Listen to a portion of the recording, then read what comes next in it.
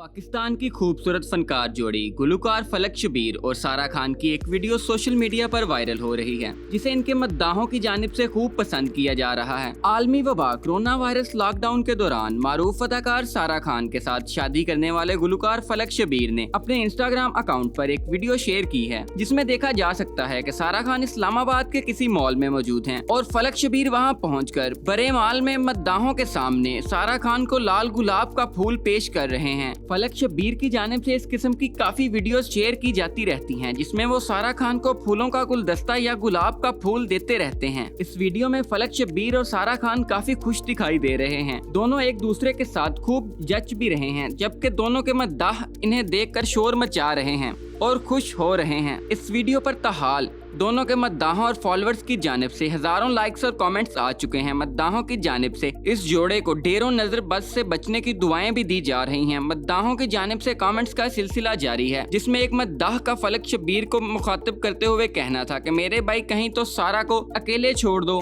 हर जगह पर एक ही फूल लेकर पहुंच जाते हो। मद्दाह की जानिब से हंसते हुए मजीद लिखा कि मजाक के अलावा आप दोनों एक दूसरे के साथ बहुत अच्छे लगते हैं, आप दोनों की जोड़ी मेरी पसंदीदा है।